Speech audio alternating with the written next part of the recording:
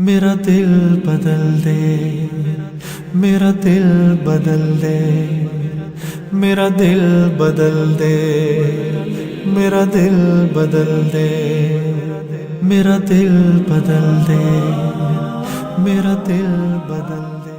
بسم اللہ الرحمن الرحیم، الحمد للہ رب العالمین والصلاة والسلام علی رسولہ محمد خاتم النبیین وإمام المتقین وقائد الغر المحجلین وعلى آلہ وأصحابہ اجمعین، اما بعد فاعوذ باللہ من الشیطان الرجیم، بسم اللہ الرحمن الرحیم۔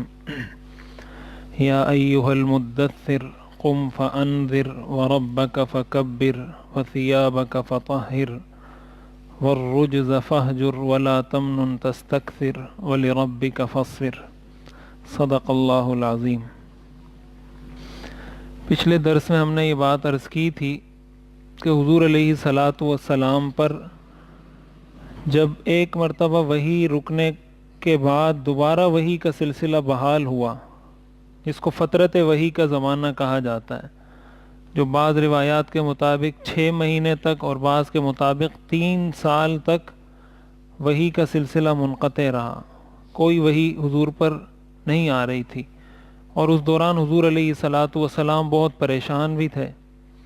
بہرحال جب وحی کا سلسلہ دوبارہ شروع ہوا تو اللہ تعالیٰ نے یہ آیات نازل فرمائی، یا ایھا المدثر، اے کمبلی اوڑھنے والے، قم، کھڑے ہو جائیے، فانذر، اور لوگوں کو ڈرائیے، اللہ کے عذاب سے ڈرائیے، وربک فکبر، اور اپنے رب کی بڑائی بیان کیجیے، وثیابک فطہر، اور اپنے کپڑوں کو، اپنے لباس کو صاف ستھرا رکھیے، والرجز فاہجر، اور غلط چیز کو، نجاست کو، بت پرستی کو چھوڑ دیجیے، اس کو اپنے آپ سے دور کر دیجیے، ولا تمنن تستکثر، اور کسی پر اس لیے احسان مت کریں کہ آپ اس سے زیادہ کی امید لگا کے بیٹھ جائیں، وَلِرَبِّكَ فَاصْبِرْ، اور اس دعوت کے کام میں جو مشکلات آئیں اس پر صبر کریں۔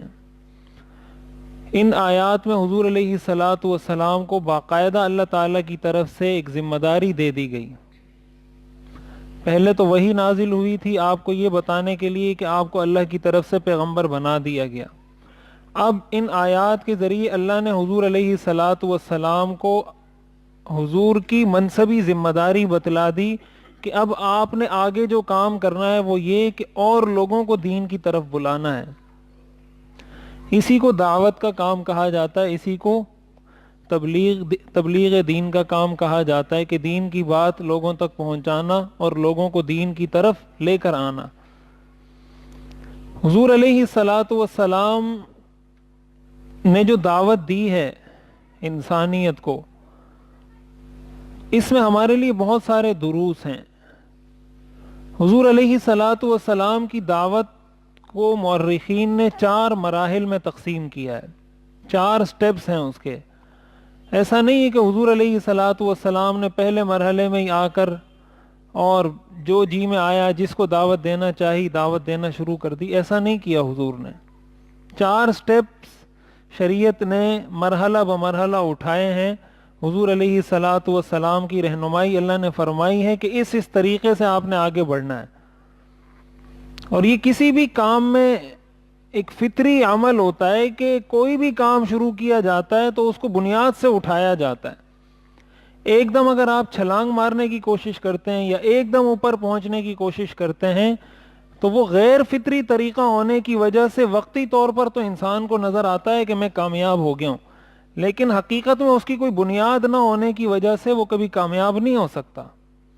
جتنا آپ فطری پروسیس کے مطابق چلیں گے، مرحلہ بمرحلہ چلیں گے، تدریجاً چلیں گے، اتنا ہی آپ کے کام میں مضبوطی آئے گی۔ آپ دیکھ لیں، ایک شخص ہے مثال کے طور پر، وہ پہلے کسی کمپنی میں کسی ادارے میں ملازمت کے لیے جاتا ہے، وہ پہلے کسی چھوٹی پوسٹ پر ہوتا ہے، کم درجے کی پوسٹ پر ہوتا ہے، پھر تھوڑی اپنے تجربے کے بعد تھوڑی آگے کی پوسٹ پر جاتا ہے، پھر تجربہ کر کے آگے کی پوسٹ پر جاتا ہے۔ اس طرح وہ چلتے چلتے چلتے ایک اچھی پوسٹ پہ پہنچ جاتا ہے۔ اس کا مطلب یہ ہوا کہ اس آدمی نے جو فطری پروسیس تھا، جو مراحل تھے وہ پورے کیے ہیں۔ اس میں اس کو کسی کو 10 سال لگ جاتے ہیں، کسی کو 15 لگ جاتے ہیں، کسی کو 20 سال لگ جاتے ہیں، تب جا کے وہ اپنے ایک مرحلے پہ پہنچتا ہے جہاں وہ اپنا ایک مقام بنا لیتا ہے اپنی اس فیلڈ کے اندر۔ ایسا آدمی مضبوط ہوتا ہے۔ مضبوط ہونے کا مطلب یہ ہے کہ جس ادارے میں یہ ہے، یہ ادارے والے اگر اس کو کہیں بھائی آپ ہماری طرف سے فارغ ہو، وہ کل کہیں اور جائے گا کسی اور ادارے میں، ان کو بتائے گا کہ میرا 20 سال کا ایکسپیرینس ہے، میں نے 20 سال اسی فیلڈ میں یہ کام کیا ہے، تو کوئی بھی ادارہ بڑی آسانی سے اس کو قبول کر لے گا، اس لیے کہ اس نے ایک بنیاد بنا کر اپنا سارا کام کیا ہے۔ اور ایک صورت یہ ہوتی ہے کہ اس فطری پروسیس کو چھوڑ دیا جائے اور ڈائریکٹ کوئی اپنے تعلقات کی بنیاد پر، کوئی اقربا پروری کی بنیاد پر، کسی اور وجہ سے، جس کو کہا جاتا ہے نا پیراشوٹ کے ذریعے وہ کسی ادارے میں پہنچ جاتا ہے، بڑا آفیسر بن جاتا ہے، کل کو اس کا وہ تعلق ختم ہوتا ہے یا کوئی بھی مسئلہ ہوتا ہے وہ اس کو وہاں سے ہٹایا جاتا ہے۔ اب اگر وہ کسی دوسرے ادارے میں جائے جہاں اس کا کوئی تعلق نہ ہو، کوئی رشتہ داری نہ ہو، کوئی سیاسی وابستگی نہ ہو، تو کوئی ادارہ اس کو قبول کرنے کے لیے تیار نہیں ہوتا۔ کیوں؟ اس لیے کہ اس نے وہ فطری جو پروسیس اللہ نے بنایا ہے، جو جن مراحل سے اس نے گزرنا تھا وہ ان سے گزرا نہیں ہے۔ جب ان مراحل سے وہ نہیں گزرا تو اس کو وہ مضبوطی حاصل نہیں ہوتی جو اس شخص کو حاصل ہوتی ہے جو بظاہر دیکھنے میں تو بہت ہی قابل رحم ہے، بہت ہی قابل ترس ہے کہ اتنی مشکلات ہیں، اتنی پریشانیاں ہیں، یہ ہیں وہ ہیں، لیکن حقیقت میں وہ کامیابی کی طرف بڑی آسانی سے سفر کر رہا ہوتا ہے۔ یہ بات اچھے طریقے سے یاد رکھنی چاہیے کہ اسلام دین فطرت ہے۔ اسلام کو سمجھنا آسان اس لیے ہے، قرآن نے جو بار بار کہا ہے وہ اس کی بنیادی وجہ یہ ہے کہ یہ دین فطرت ہے۔ اسلام مسلمانوں کو اسی طرف لے کر جاتا ہے جو فطرت کا تقاضا ہوتا ہے، بشرطے کہ فطرت سلیمہ ہو۔ حضور علیہ الصلاۃ والسلام کو اللہ تعالیٰ نے جو دعوت کے احکام دی ان کو 4 مراحل میں تقسیم کیا ہے۔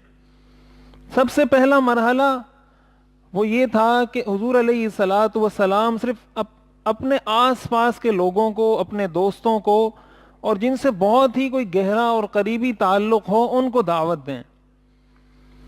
پہلے مرحلے میں حضور کو یہ حکم تھا، حضور علیہ الصلاۃ والسلام نے یہی کام کیا۔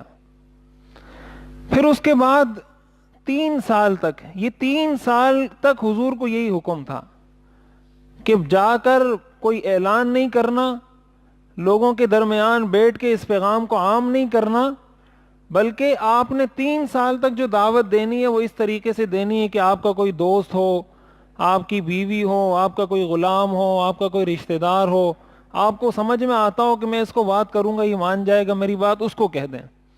باقاعدہ مہم دعوتی چلانا عمومی سطح پر اس کا حکم نہیں تھا۔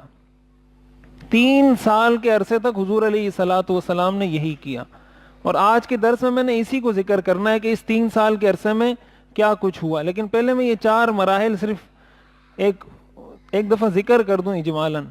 پھر اس کے بعد 3 سال کے بعد حضور علیہ الصلاۃ والسلام کو حکم دیا گیا فاصدع بما تؤمر، کہ اب جو حکم آپ کو دیا گیا تھا اس کو علی الاعلان بیان کر دیجیے۔ وانذر عشیرتک الاقربین، اپنے رشتہ داروں کو دعوت دینا شروع کیجیے۔ حضور علیہ الصلاۃ والسلام نے اس موقع پر صفا پہاڑی پر چڑھ کر سارے لوگوں کو دعوت دی تھی، جس میں پھر ابو لہب نے آ کر حضور علیہ الصلاۃ والسلام کی گستاخی کی، وہ تفصیلی واقعہ وہ انشاءاللہ آگے آ جائے گا۔ تو دوسرے مرحلے پر حضور نے یہ طریقہ کار اختیار کیا 3 سال کے بعد۔ 3 سال تک آپ نے یہ کام نہیں کیا تھا، 3 سال بعد آپ گئے صفا پہاڑ پر، وہاں چڑھ کر آپ نے اعلان کیا اور علی الاعلان سب کو اللہ کے دین کی طرف بلایا۔ یہ سلسلہ چلتا رہا ہے ہجرت تک، مدینہ منورہ ہجرت کرنے تک حضور علیہ الصلاۃ والسلام کی دعوت کا یہ اسلوب چلتا رہا ہے۔ تو پہلا اسلوب تھا خفیہ دعوت کا، سری دعوت، خاموش دعوت، غیر اعلانیہ دعوت، 3 سال تک اس کا حکم تھا۔ پھر اس کے بعد اگلے 10 سال حضور کو حکم تھا کہ علی الاعلان دعوت دیں، جہرن سب کے سامنے دعوت دیں۔ ہجرت تک یہ حکم تھا۔ ہجرت کے بعد حضور علیہ الصلاۃ والسلام جب مدینہ منورہ تشریف لے گئے، جہاد کا حکم نازل ہوا، تو پھر دعوت کا حکم یہ تھا کہ دعوت بھی دو، اور ساتھ ہی ساتھ جو لوگ اسلام کے راستے میں روڑے اٹکائیں، جو آپ پر ظلم کریں، آپ کو نقصان پہنچائیں، آپ کے صحابہ کو نقصان پہنچائیں، تو دعوت بھی دینی ہے، ساتھ ساتھ ان لوگوں کے ساتھ جہاد بھی کرنا ہے، ان لوگوں کے ساتھ مقابلہ بھی کرنا ہے۔ لیکن صرف ان لوگوں کے ساتھ مقابلہ کرنا ہے جو آپ پر ظلم کرتے ہوں۔ اگر وہ آپ پہ ظلم نہیں کرتے، وہ اپنے کسی جگہ پر ہیں، اس سے کوئی سروکار آپ کو نہیں۔ قاتل الذین یقاتلونکم، ان لوگوں سے قتال کرو جو تم سے قتال کرتے ہیں، دعوت دیں، اور ساتھ ساتھ اگر کوئی آپ کو اس کی بدلے میں نقصان پہنچاتا ہے تو اس سے جہاد کریں۔ چوتھے درجے میں حضور علیہ صلح حدیبیہ تک حضور علیہ الصلاۃ والسلام کو یہ حکم تھا۔ اس طریقے سے آپ نے دعوت بھی دی اور جہاد بھی کیا، جس میں یہ غزوہ بدر، غزوہ احد، یہ سارے غزوات جو ہوئے یہ اسی بنیاد پر ہوئے ہیں۔ صلح حدیبیہ کے بعد دعوت کا چوتھا مرحلہ شروع ہوا ہے، اور وہ چوتھا مرحلہ یہ تھا کہ ہر وہ شخص جو اسلام کے پیغام کو روکنے کی کوشش کرے، ہر وہ شخص جو اسلام کو یا مسلمانوں کو نقصان پہنچانے کی کوشش کرے، اس کو دعوت بھی دیں۔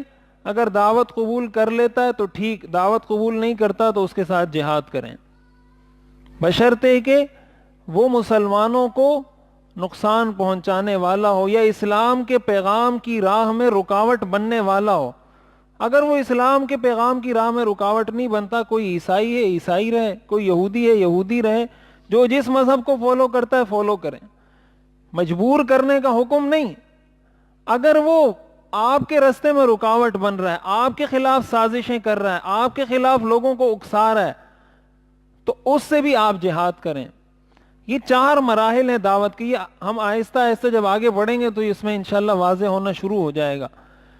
تو اس طرح حضور علیہ الصلاۃ والسلام نے مرحلہ بمرحلہ پیش قدمی کی ہے، تدریجاً، اور یہی وجہ تھی کہ حضور علیہ الصلاۃ والسلام اپنے ان تمام مراحل میں بڑی کامیابی کے ساتھ آگے بڑھے ہیں۔ اب دیکھیں، ایک صورت یہ تھی کہ اللہ تعالیٰ کی طرف سے یہ حکم دیا جاتا کہ پہلے مرحلے میں یہ حکم ہوتا کہ دعوت دو اور ساتھ جو نہ مانے یا آپ کو نقصان پہنچائے اس کے ساتھ جہاد کرو۔ تو اس وقت حضور علیہ الصلاۃ والسلام پر ایمان لانے والے کل لوگ کتنے تھے؟ یہ میں جو بات سمجھانا چاہ رہا ہوں وہ یہ سمجھانا چاہ رہا ہوں کہ اسلام دین فطرت ہے۔ اسلام کبھی بھی آپ کو یہ حکم نہیں دیتا کہ جا کے کسی دیوار سے سر مار دیں۔ آپ کو پتا ہے میں دیوار سے سر ماروں گا میرا سر پھٹ جائے گا، اسلام یہ حکم کبھی بھی نہیں دیتا۔ ظاہر ہے اللہ تعالیٰ ساری دنیا کے نظام کو چلانے والے ہیں، اللہ تعالیٰ کے علم میں تھا کہ کب ان کے ساتھی کتنے ہوں گے، کب کتنے ہوں گے، کب کتنے ہوں گے، کب ان کی تعداد کتنی بڑھ جائے گی، اس موقع کی مناسبت سے کیا حکم دیا جانا چاہیے۔ اللہ تعالیٰ نے اسی مناسبت سے حکم دیا اور آپ اسی پر عمل کرتے چلے گئے۔ تو پہلا جو مرحلہ تھا دعوت کا، وہ دعوت کا مرحلہ یہ تھا کہ حضور علیہ الصلاۃ والسلام نے صرف اپنے قریبی لوگوں کو دعوت دی، اپنے سارے رشتہ داروں کو بھی نہیں، بلکہ اپنے دوستوں کو، آپ کے گھر میں رہنے والے جو افراد تھے، اس طرح لوگوں کو آپ نے دعوت دی۔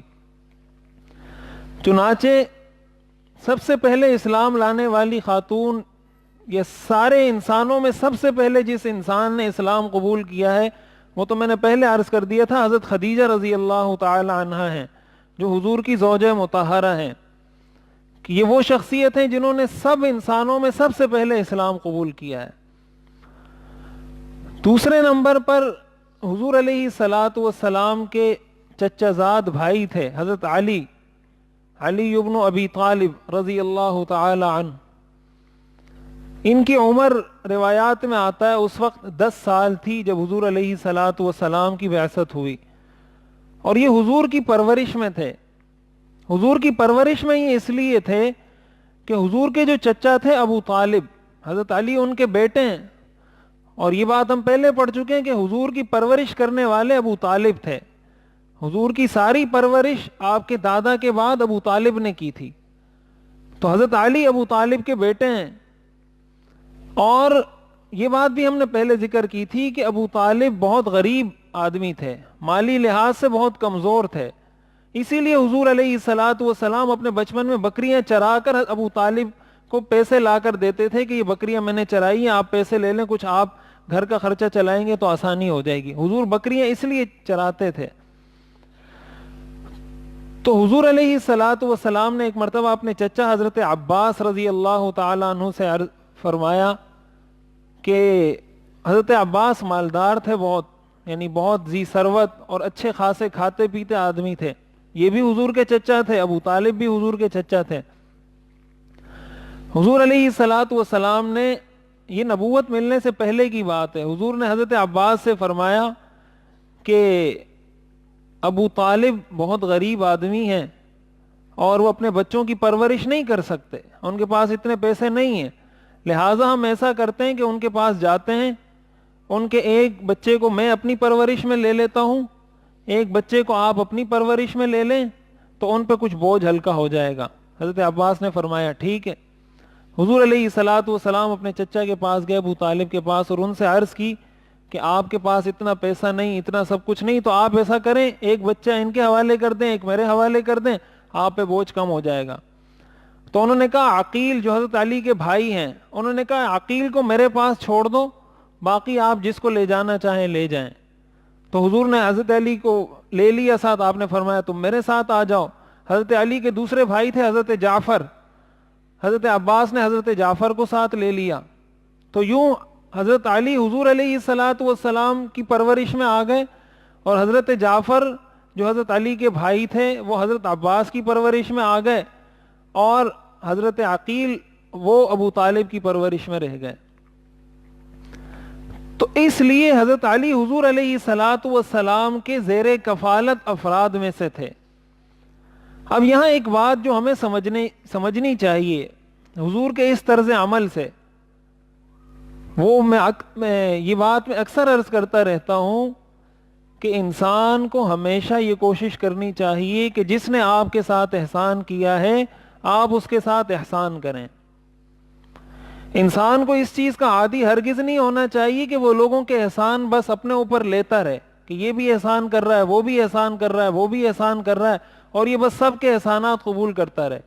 کہ کوئی ہدیہ دے رہا ہے تو کوئی کچھ کر رہا ہے, تو کوئی خدمت کر رہا ہے, تو کوئی خدمت کر رہا ہے, اور یہ بس بیٹھ کے خدمت قبول ہی کر رہا ہے, سب سے ریسیو کر رہا ہے, کچھ اس میں دینے کا کوئی مادہ نہیں ہے کہ آگے بھی کسی کو کچھ فراہم کرے, اوروں کی بھی کوئی خدمت کرے. جس نے آپ کے ساتھ احسان کیا اس کے ساتھ بھی احسان کریں.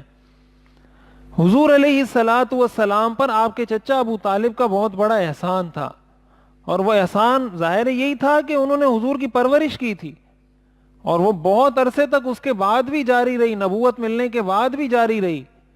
تو حضور علیہ الصلاۃ والسلام کو یہ بات ناپسند تھی, اسی لیے آپ بکریاں بھی چراتے تھے کہ کہیں میں ان پر بوجھ نہ بن جاؤں. کہ میں, حالانکہ آپ بچے تھے, آپ کی عمر 9-10 سال آپ کی عمر تھی, اس وقت آپ بکریاں چرا رہے ہیں, اس وقت بھی آپ کو یہ احساس تھا. حالانکہ اس عمر کے بچے کو کیا احساس ہوتا ہے, لیکن آپ کو اس چیز کا احساس تھا کہ میرے چچا کے پاس پیسے نہیں ہوتے اور میں ان کی کفالت میں آ گیا ہوں, تو میں کچھ محنت کر کے ان کو کما کر دوں گا تو ان پہ بوجھ نہیں ہوگا. اس وقت بھی آپ خود کما کر لاتے تھے. پھر جب اس عمر میں پہنچے تو آپ کی کفالت ابو طالب نے کی تھی, آپ نے ابو طالب کے ایک بیٹے کو لے کر ان کی کفالت شروع کر دی, تاکہ کسی درجے میں احسان کا بدلہ دیا جا سکے. یہ اسلام کی تعلیم ہے, حل جزاء الاحسان الا الاحسان, کہ احسان کا بدلہ احسان کے ساتھ دو. یہ سیرت کا درس ہے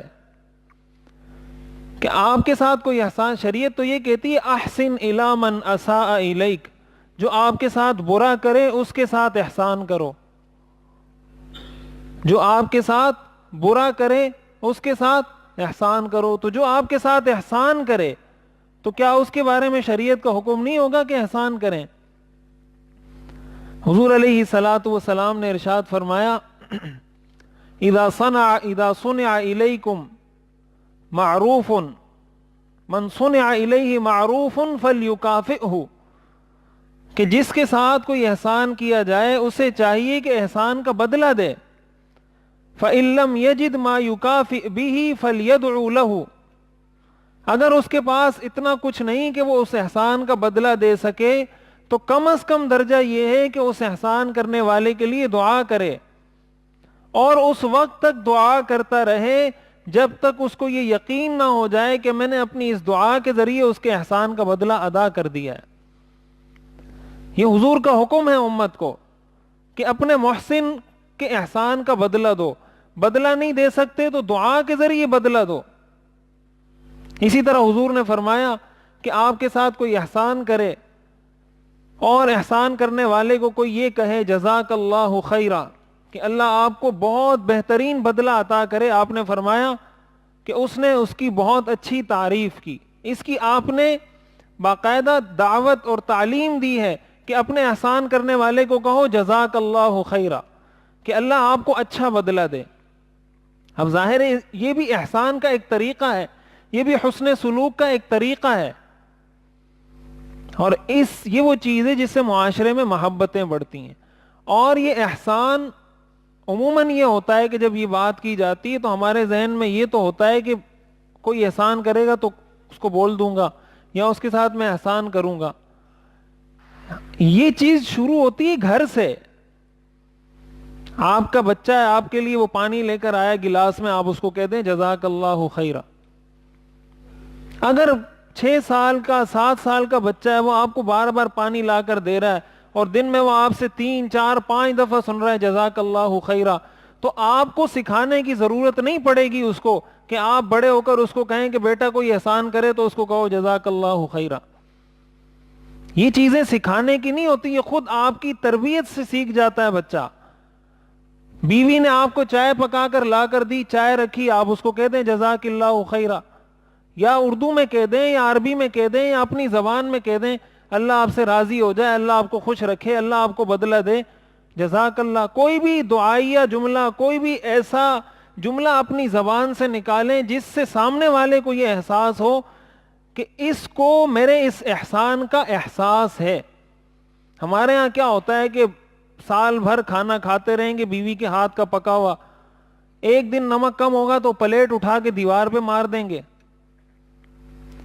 اور پورا سال جو نمک اس میں صحیح تھا تو کسی کو اس بات کی توفیق نہیں تھی کہ اس کی تعریف کر دیتے کہ بھئی اچھا کھانا بنایا تم نے، یا اس میں نمک بہت صحیح مناسب ہے، مسالہ مناسب ہے، یا اس کا ذائقہ بہت اچھا ہے.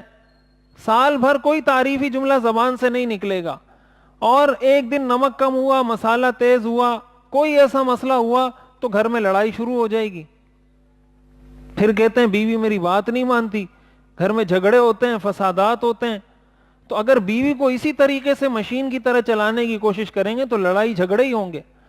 اگر سیرت سے اتنا دور رہ کے اپنی بیوی کو چلائیں گے، زندگی گزاریں گے، تو کامیاب زندگی تو آپ کی نہیں گزر سکتی.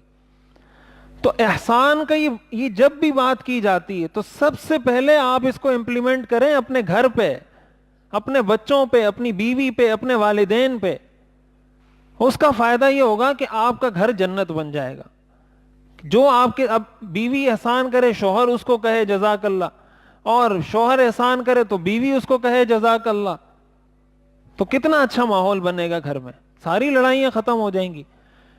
تو حضور علیہ الصلاۃ والسلام نے حضرت علی کی جو کفالت کی اور اپنی کفالت میں لے لیا باقاعدہ، اور صرف حضرت علی کو نہیں لیا بلکہ حضرت عباس کو بھی کہا کہ آپ بھی ان کے ایک بچے کو کفالت میں لیں تاکہ اور بھی بوجھ کم ہو. گویا حضور نے حضرت علی کی نہیں، حضرت جعفر کی بھی کفالت کی ہے. حضرت علی کی تو براہ راست کی ہے اور حضرت جعفر کی بالواسطہ کی ہے. حضرت عباس کو آپ ہی نے دعوت دی تھی. تو پہلی بات تو یہ سمجھ میں آتی ہے کہ انسان یہ کوشش کرے کہ جس نے آپ کے ساتھ احسان کیا ہے اس کا احسان اتاریں. حضور علیہ الصلاۃ والسلام کی زندگی میں آپ کو قدم قدم پہ یہ بات ملے گی.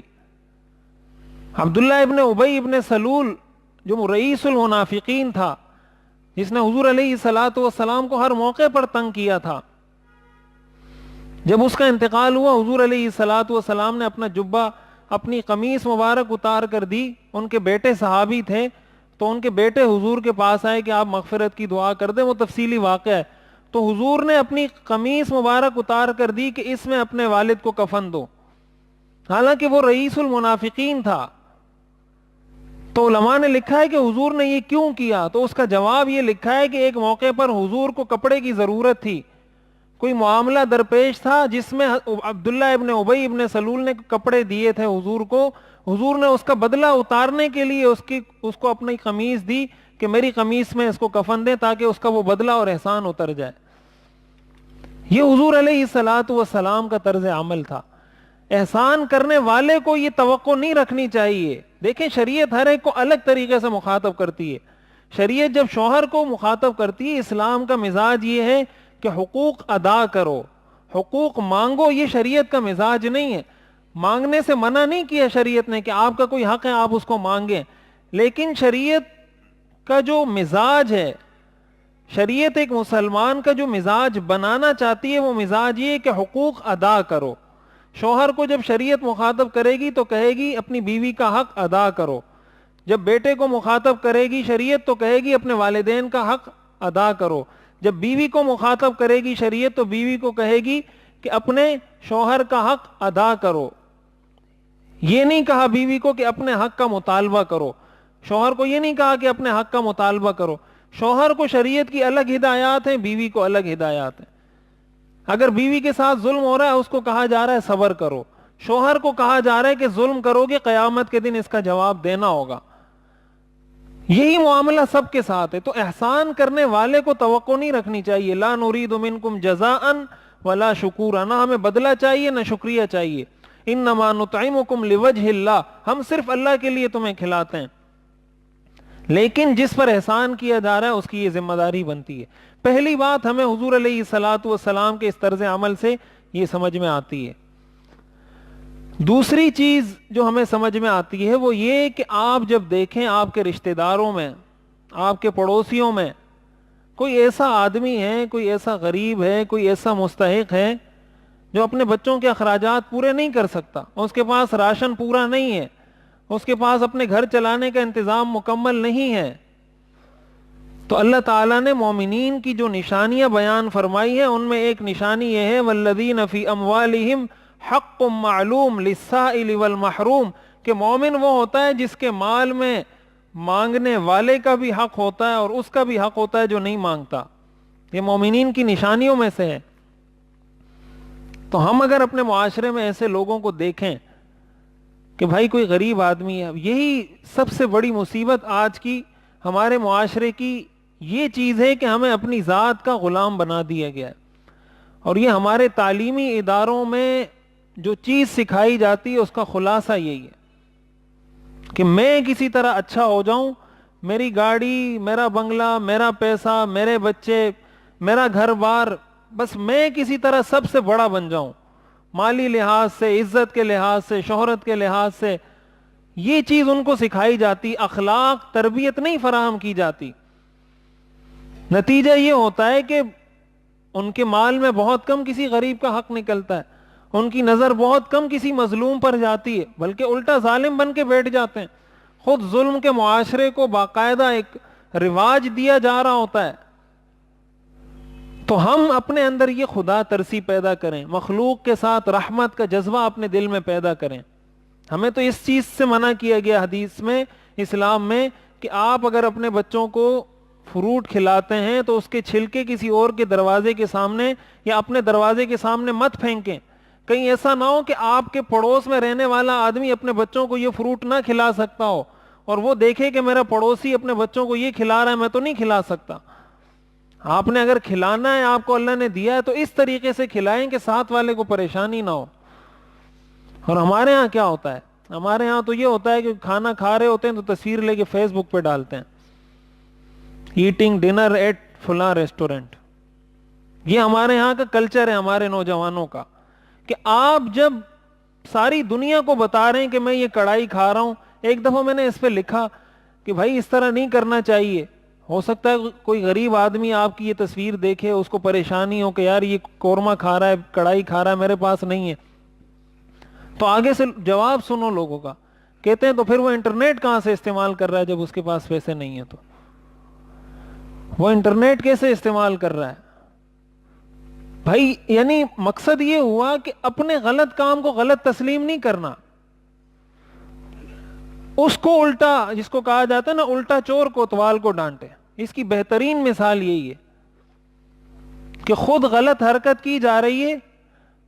اب یہ جو میں کہہ رہا ہوں کہ منع کیا گیا ہے حدیث میں کہ فروٹ کے چھلکے سامنے نہیں پھینکو، تو آپ اس کے جواب میں یہ بھی تو کہہ سکتے ہیں کہ شریعت اس کو یہ حکم کیوں نہیں دیتی کہ اپنے بچوں کو گھر میں بند کر کے رکھو، کیوں نکالتے ہو بچوں کو؟ تو بھائی اس کے بچے ہیں، وہ باہر نکلیں گے ان کی نظر پڑے گی تو ان کا دل چاہے گا، اس کا پھر تمہیں نقصان ہوگا جب ان کی نظر لگے گی، ان کے دل سے کوئی آہ نکلے گی، یا کم از کم تمہیں ہی نظر لگ جائے اس کی، تو اس میں کیا برکت رہے گی اس چیز میں، اور وہ کھانا اندر جا کے کیا اچھے اثرات مرتب کرے گا آپ کے جسم پر۔ تو شریعت اس چیز کا درس دیتی ہے کہ ہمیشہ یہ کوشش کی جائے کہ دوسرے کا بوجھ ہلکا کرنے کی کوشش کی جائے۔ ہم میں سے ہر شخص کو اللہ نے اتنا دیا ہوتا ہے کہ بھائی وہ کسی کی 20 روپے 50 روپے 100 روپے مدد تو کہیں کر سکتا ہے۔ آپ کسی بچے کو دیکھ رہے ہیں، کسی اپنے، اتنا انسان کو آنکھیں کھلی رکھنی چاہیے۔ آپ کو اتنا پتا ہو کہ یار ہمارے محلے میں کون غریب لوگ ہیں، کون متوسط ہیں، کون مالدار ہیں، کیا لوگوں کے حالات ہیں۔ مثال کے طور پر آپ کوئی چیز بیچ رہے ہیں، آپ کاروبار کر رہے ہیں، اور آپ کو پتا ہے کہ یہ آدمی غریب ہے، تو آپ وہ چیز اگر دوسرے کو 100 روپے کی دیتے ہیں، اس کو کہیں بھائی آپ کو میں 70 روپے کی دے رہا ہوں۔ کم از کم درجہ یہ کہ جو نفع آپ دوسرے سے کما رہے ہیں وہ نفع نہ کمائیں اس سے، جتنے کی آپ کو ملی ہے وہ چیز اتنے کی اس کو دے دیں۔ اب یہ کوئی بہت مشکل کام نہیں ہے، لیکن یہ احساس ہمارے اندر سے ختم ہو گیا ہے۔ کوئی بہت مشکل کام نہیں ہے اس کا کرنا۔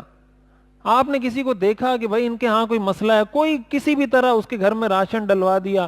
ہمارے ہاں ایک اور بڑی مصیبت ہے، وہ مصیبت یہ ہے کہ جب کسی کے ہاں جاتے ہیں یا کسی کو کچھ دینا ہوتا ہے، مثال کے طور پر کوئی جائے گا تو مٹھائی لے کے جائے گا، اب وہ بھی آ رہا ہے مٹھائی لے کے آ رہا ہے، وہ بھی آ رہا ہے مٹھائی لے کے آ رہا ہے، وہ بھی آ رہا ہے مٹھائی لے کے آ رہا ہے، وہ بھی آ رہا ہے، اس کے گھر میں 50 ڈبے جمع ہو گئے مٹھائی کے، یا وہ بھی آ رہا ہے فروٹ لے کے آ رہا ہے، یہ بھی فروٹ لے کے آ رہا ہے، وہ بھی فروٹ، وہ اس فروٹ کا کیا کرے گا؟ اس کے گھر میں آٹا نہیں ہے، اس کے گھر میں آٹا نہیں ہے، اور آپ نے 50 ڈبے مٹھائی کے اس کے گھر میں کھڑے کر دیے، وہ اس سے کیا کرے گا؟ آپ اگر اس کے ساتھ احسان کرنا چاہتے تھے، یہی معاملہ ہمارے ہاں ہوتا ہے، دیگ پکائیں گے، کسی کو خیرات کرنی ہے، کچھ کرنی ہے، اس چیز کا بڑا شوق ہوتا ہے، بھئی 3 دیگیں پکا لو، 4 دیگیں پکا لو، محلے میں تقسیم کر دو۔ بھائی اس سے بہتر یہ ہے کہ آپ انہی دیگوں کے پیسوں سے آٹا خریدیں، چینی خریدیں، دودھ خریدیں، پتی خریدیں، اور جائیں کسی غریب کے گھر میں، اس کو کہیں بھائی آپ کے 2 مہینے کا راشن ہے، آپ اس کو گھر میں رکھیں۔ اس کے 2 مہینے کا چولہا آپ کے اس راشن سے جل جائے گا جو آپ آدھے گھنٹے 1 گھنٹے کے اندر 3-4 دیگیں منگوا کے ختم کر دیتے ہیں۔ تو کوشش یہ کی جائے کہ وہاں پہ خرچ کیا جائے، اور اس انداز سے خرچ کیا جائے کہ جہاں پہ آپ خرچ کر رہے ہیں اس سے فائدہ ہو اس کو۔ حضرت مفتی محمد شفیع صاحب رحمۃ اللہ علیہ کے بارے میں آتا ہے کہ وہاں ان کے پاس کوئی بزرگ آئے، تو غالباً مولانا ادریس کاندلوی صاحب رحمۃ اللہ علیہ، یہ کسی کا آتا ہے کہ وہ ان کے پاس آئے دارالعلوم کراچی میں، تو حضرت نے ان سے کہا کہ بھائی میں آپ کے لیے چائے منگواتا ہوں یا کچھ ایسی جو اکرام کیا جاتا ہے، تو انہوں نے فرمایا کہ نہیں، میرے پاس اتنا وقت نہیں ہے، اور میری ابھی طبیعت بھی نہیں ہو رہی۔ تو پھر حضرت نے ان کو 50 روپے دیے کہ بھائی آپ چلو چائے نہیں پی رہے، 50 روپے میری طرف سے آپ کا اکرام ہے، یہ اپنے پاس رکھ لیں۔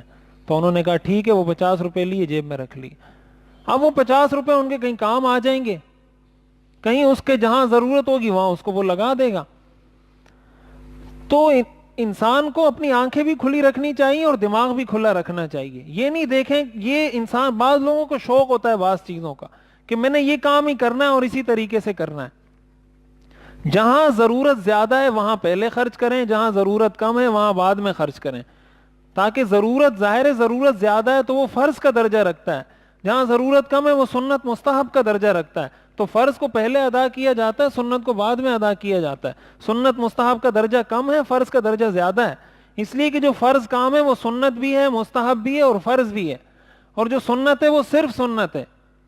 تو فرض میں سنت مستحب واجب فرض سارے جمع ہیں، تو اس کو پہلے کیا جائے گا۔ تو دوسری چیز جو ہمیں معلوم ہوتی ہے وہ یہ کہ ہم دوسروں کا بوجھ اٹھانے کی کوشش کریں اپنے معاشرے میں۔ یہ وہ چیزیں جب یہ معاشرے میں آتی ہیں تو خود بخود محبتیں پیدا ہو جاتی ہیں۔ اس کے لیے پھر نہ کوئی کانفرنس کرنے کی ضرورت ہوتی ہے، نہ کوئی جلسے کرنے کی ضرورت ہوتی ہے، نہ کوئی ورکشاپ اٹینڈ کرنے کی ضرورت ہوتی ہے، خود بخود معاشرے میں محبتیں پیدا ہوتی ہیں۔ اور یہ چیزیں اگر نہیں ہوں گی تو 1000 ورکشاپیں کر لیں، 1000 جلسے کر لیں، 1000 سیمینارز کر لیں، ان سیمینار سے نہ کبھی محبتیں پیدا ہوئی اور نہ کبھی ہوں گی۔ تو دوسری چیز یہ کہ اپنے کردار میں اس چیز کو ڈھالا جائے۔ تو حضرت علی رضی اللہ تعالیٰ عنہ کے بارے میں میں عرض کر رہا تھا کہ حضرت خدیجہ نے اسلام قبول کیا، پھر حضرت علی نے قبول کیا، ان کی عمر 10 سال تھی، اور انہوں نے سب سے پہلے جو اسلام قبول کیا ہے بچوں میں وہ اس لیے کہ وہ حضور کی زیر کفالت تھے، حضور ہی کے ساتھ گھر میں رہتے تھے، انہوں نے اسلام قبول کیا۔ اس کے بعد حضور کے جو متبنہ تھے، منہ بولے بیٹے تھے، حضرت زید بن حارثہ رضی اللہ تعالیٰ عنہ، جن کا قرآن کریم میں بھی ذکر ہے، ایک ہی صحابی ہیں جن کا قرآن میں نام ہے حضرت زید، وہ حضور کے منہ بولے بیٹے تھے، ان کو زید بن محمد کہا جاتا تھا، حضور نے ان کو اپنا بیٹا قرار دیا تھا، اور یہ حضرت خدیجہ کے غلام تھے، اور غلام ہونے کے بعد انہوں نے جب حضور سے نکاح ہوا انہوں نے حضور کو دے دیا، حضور علیہ الصلوۃ والسلام نے ان کو اپنے پاس رکھا اور بہت محبت کرتے تھے، جس کی وجہ سے لوگوں میں یہ مشہور ہو گیا کہ یہ محمد صلی اللہ علیہ وسلم کے بیٹے ہیں، تو لوگ زید بن محمد کہتے تھے ان کو۔ پھر قرآن کریم کی جب آیات نازل ہوئی بعد میں، ادعوہم لآبائہم، کہ ہر آدمی کو اس کے حقیقی والد کے نام کے ساتھ پکارو، تو پھر زید بن محمد سے زید بن حارثہ کہہ کر پکارا جانے لگا۔ اور اس وقت حضرت زید رضی اللہ تعالیٰ عنہ بہت زیادہ غمگین بھی تھے کہ یہ آیات نازل ہوئی کہ پہلے مجھے زید بن محمد کہا جاتا تھا، اب زید بن حارثہ کہا جاتا ہے۔ تو یہ حضور علیہ الصلوۃ والسلام ہی کے غلام تھے، بعد میں آپ نے ان کو آزاد کر دیا تھا۔ تو حضرت زید بھی بالکل ابتدائی طور پہ جن لوگوں نے اسلام قبول کیا ان میں شامل ہیں۔ تو مردوں خواتین میں حضرت خدیجہ، بچوں میں حضرت علی، اور غلاموں میں حضرت زید نے سب سے پہلے اسلام قبول کیا ہے۔ عام آزاد مردوں میں سب سے پہلے اسلام قبول کرنے والے حضرت ابوبکر صدیق رضی اللہ تعالی عنہ ہیں، اور حضرت ابوبکر صدیق رضی اللہ تعالیٰ عنہ کے اسلام کو مورخین اور سیرت نگاروں نے لکھا ہے کہ وہ ایک آدمی کا اسلام نہیں تھا، وہ ایک امت کا اسلام تھا۔ اور اس کی بنیادی وجہ یہ ہے کہ دیکھیں حضرت خدیجہ بھی حضور کی زیر کفالت تھیں، آپ کی بیوی تھیں، حضرت علی بھی حضور کی زیر کفالت تھے، وہ آپ کے چچا کے بیٹے بھی تھے اور آپ ہی ان کو پال رہے تھے، اور حضرت زید تو ویسے ہی آپ کے غلام تھے۔ تو ان 3 لوگوں نے اسلام قبول کیا، ان کو یہ فضیلت حاصل ہے کہ پہلے اسلام قبول کیا۔ لیکن حضرت ابوبکر صدیق رضی اللہ تعالیٰ عنہ کے اسلام کو جو فضیلت حاصل ہے وہ اس بنیاد پر حاصل ہے کہ حضرت ابوبکر صدیق کی عمر حضور سے 2-2.5 سال کم تھی عمر حضرت ابوبکر صدیق کی، تو اور حضرت ابوبکر بڑے معروف اور مشہور تاجر تھے عرب کے، پورے عرب میں مشہور تھے تجارت کے حوالے سے، اور حضرت ابوبکر کے بارے میں کہا جاتا ہے اعلمہم بالانساب، کہ قریش کا نسب، قریش کے سارے لوگوں کے نسب سب سے زیادہ اچھے طریقے سے حضرت ابوبکر صدیق جانتے تھے، اور عرب میں اس چیز کا بڑا ایک فخر سمجھا جاتا تھا کہ کس کو کتنا نسب یاد ہے، تو حضرت ابوبکر کو سب سے زیادہ عرب کے قریش کے نسب یاد تھے۔ تو حضرت ابوبکر صدیق یعنی جیسے ایک جانی پہچانی شخصیت ہوتی ہے معاشرے میں، وہ حیثیت رکھتے تھے، بہت ہی معزز، ہر معاملے میں لوگ حضرت ابوبکر کے پاس آتے تھے۔ اس لیے حضرت ابوبکر کے اسلام لانے کی وجہ سے بہت سارے لوگ مسلمان بھی ہوئے ہیں جن کو حضرت ابوبکر نے دعوت دی ہے، اور حضور علیہ الصلوۃ والسلام نے حضرت ابوبکر کے بارے میں ارشاد فرمایا ما دعوت احدا الى الاسلام الا كانت له قبوة وتردد، کہ میں نے جس کو بھی اسلام کی دعوت دی ہے تو تھوڑی دیر اس نے سوچا ہے، تھوڑی دیر تردد اس کو ہوا ہے کہ قبول کروں یا نہ کروں، الا ابا بکر، سوائے ابو بکر کے، کہ جب ان کو میں نے دعوت دی ما عکم عنہ حین دعوتہ ولا تردد فی، کہ انہوں نے ایک لمحے کے لیے بھی نہیں سوچا میں نے کہا کہ میں اللہ کا پیغمبر ہوں، کلمہ پڑھو، انہوں نے کہا لا الہ الا اللہ محمد الرسول اللہ۔ بغیر سوچے سمجھے آنکھیں بند کر کے انہوں نے میرے اوپر اسلام لایا ہے۔ اور یہ ظاہر ہے حضرت ابوبکر کو جو صدیق کا لقب دیا یہ حضور نے دیا ہے، اور اس کی بنیادی وجہ یہ کہ ہر معاملے میں حضور کی اسی طرح پیروی کرتے تھے۔ جب حضور علیہ الصلاۃ والسلام کو، حضرت عائشہ فرماتی ہیں کہ ان کو صدیق کا لقب کیسے ملا، جب آپ کو معراج کی شب حضرت جبریل لے کر گئے، پھر آپ واپس آئے تو آپ نے سب کو بتایا کہ میں رات کو بیت المقدس گیا تھا، پھر وہاں آسمانوں کی سیر کی، پھر جنت جہنم کی سیر کی، ابھی میں واپس آیا ہوں۔ تو سارے لوگ حیران تھے کہ ایک رات میں، رات کے اتنے مختصر حصے میں اتنا بڑا سفر کیسے ہو گیا؟ بیت المقدس وہاں فلسطین میں، آپ یہاں ہیں، تو اتنا لمبا سفر کہاں سے ہو گیا مسجد حرام سے وہاں تک کا؟ تو حضرت ابوبکر اس وقت تک مجلس میں آئے نہیں تھے۔ لوگ گئے حضرت ابوبکر کے پاس اور کہا کہ آپ کے ساتھی یہ بات کہتے ہیں کہ میں رات کو بیت المقدس گیا بھی ہوں اور واپس بھی آیا ہوں، تو آپ آج کے لیے ابھی بھی اگر آپ سوچیں کہاں مکہ اور کہاں فلسطین، تو حضرت ابوبکر کو کہا کہ کیا آپ ان کی تصدیق کرتے ہیں اس بات میں کہ وہ سچے ہیں؟ یہ ترمذی شریف کی روایت ہے۔ حضرت ابوبکر نے فرمایا اوقال ذالک، کیا واقعتاً انہوں نے یہ بات کی ہے؟ لوگوں نے کہا ہاں انہوں نے کی ہے۔ حضرت ابوبکر نے فرمایا اگر انہوں نے یہ بات کی ہے فاصدقہ، تو میں ان کی تصدیق کرتا ہوں، اگر کہا ہے تو سچ ہی کہا ہے۔ تو لوگوں نے کہا عجیب بات ہے، اتنے دور کے سفر میں آپ ان کی بغیر سنے تصدیق کر رہے ہیں۔ حضرت ابوبکر نے فرمایا میں تو اس سے بھی اوپر کی چیز میں ان کی تصدیق کرتا ہوں، وہ یہ کہتے ہیں کہ آسمان سے میرے اوپر دن اور رات میں بار بار وحی آتی ہے، تو میں ان کی تصدیق اس بات میں کرتا ہوں، یہ تو کچھ بھی نہیں ہے، اس بات میں ان کی تصدیق کیوں نہ کروں؟ حضرت عائشہ فرماتی ہیں اس دن سے حضرت ابوبکر کا لقب صدیق پڑ گیا۔ اور احد پر جب حضور علیہ الصلوۃ والسلام ایک مرتبہ آپ تشریف لے گئے تو ہلنے لگا، تو آپ نے احد پہاڑ کو مارا اور فرمایا کہ رک جا، تیرے اوپر ایک صدیق اور 2 شہید کھڑے ہیں۔ حضور کے ساتھ حضرت ابوبکر، حضرت عمر اور حضرت عثمان آپ کے ساتھ تھے۔ تو مردوں میں اور آزاد لوگوں میں، با اختیار لوگوں میں سب سے پہلے اسلام قبول کرنے والی شخصیت وہ حضرت ابوبکر صدیق رضی اللہ تعالی عنہ کی ہے۔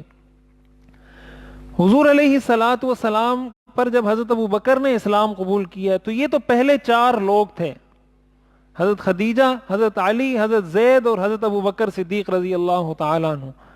اسی لیے کہا جاتا ہے عورتوں میں سب سے پہلے اسلام قبول کرنے والی حضرت خدیجہ ہیں، بچوں میں سب سے پہلے اسلام قبول کرنے والے حضرت علی ہیں، غلاموں میں سب سے پہلے اسلام قبول کرنے والے حضرت زید ہیں، اور آزاد با اختیار مردوں میں سب سے پہلے اسلام قبول کرنے والے حضرت ابوبکر صدیق ہیں۔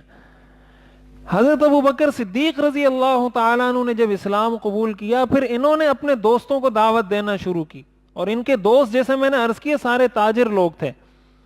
عشرہ مبشرہ میں سے 5-6 صحابہ حضرت ابوبکر کے ہاتھ پہ مسلمان ہوئے ہیں۔ حضرت ابوبکر صدیق رضی اللہ تعالیٰ عنہ ان کے پاس گئے، حضرت زبیر بن عوام، حضرت عثمان بن عفان، حضرت طلحہ بن عبید اللہ، سعد بن ابی وقاص رضی اللہ تعالیٰ عنہ، یہ سارے صحابہ حضرت ابوبکر کی دعوت پہ مسلمان ہوئے ہیں۔ حضرت ابوبکر نے دعوت دی، ان کو بات سمجھ میں آئی، وہ حضور کے پاس لے کر آئے اور حضور کے سامنے انہوں نے کلمہ پڑھا۔ تو اس طریقے سے حضرت ابوبکر نے، حضور علیہ الصلوۃ والسلام براہ راست دعوت نہیں دیتے تھے جب تک آپ کو یقین نہیں ہو جاتا تھا کہ یہ ہماری بات مان لے گا اور کسی کو بتائے گا بھی نہیں۔ حضرت علی رضی اللہ تعالیٰ عنہ نے ایک مرتبہ حضور علیہ الصلوۃ والسلام کو دیکھا نماز پڑھتے ہوئے، شروع میں جو بھی نماز کا طریقہ ہوگا ابتدا میں، تو حضرت علی نے جب دیکھا تو حضور نے ان سے کہا کہ بھائی تم بھی اس طرف آ جاؤ، تو انہوں نے کہا میں اپنے والد سے مشورہ کروں گا، ابو طالب سے۔ تو حضور نے فرمایا کہ نہیں، مشورہ کرنا ہے تو پھر یہ بات ابھی فی الحال کسی کو نہیں بتاؤ۔ تو بعد میں اگلے دن حضرت علی رضی اللہ تعالیٰ عنہ کے دل میں اللہ نے ڈالا اور وہ خود اسلام کی طرف آ گئے۔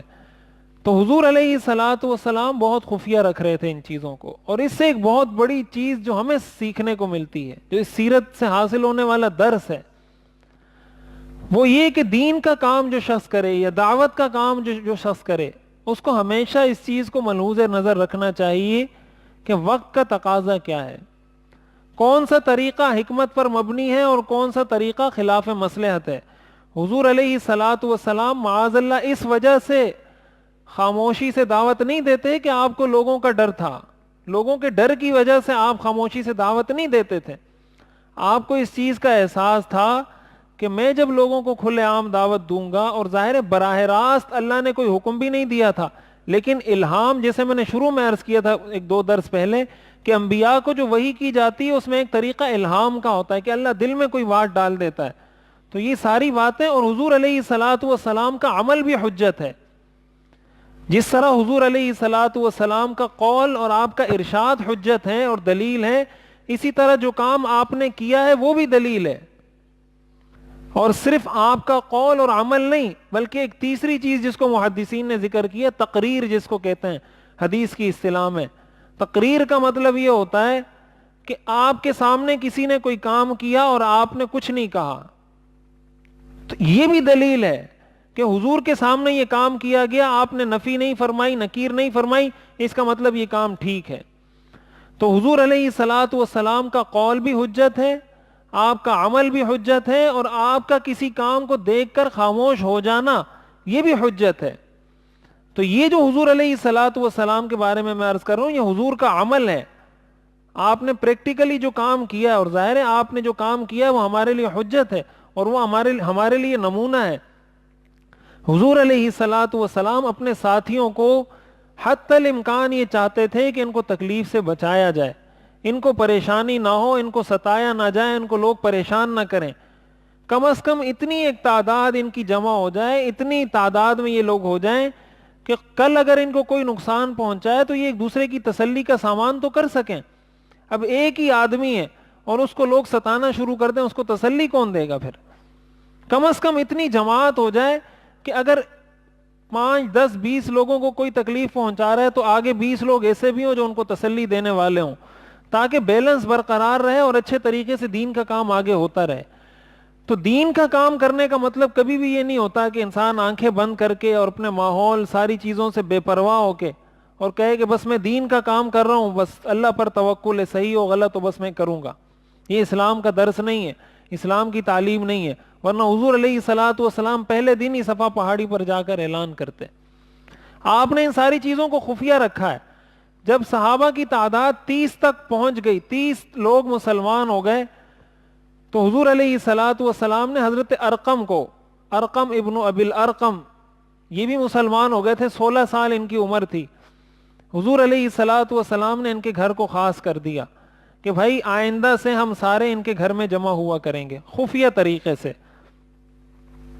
جب آپ نے ان کے گھر کو خاص کیا تو سارے صحابہ جب حضور کوئی وقت بتا دیا کرتے تھے تو آپ وہاں آ کر سارے جمع ہوتے تھے، اور آپ وہاں لوگوں کو تعلیم دیتے تھے، صحابہ کو جو بھی وحی نازل ہوئی ہوتی تھی آپ اس کے بارے میں صحابہ کو بتاتے تھے.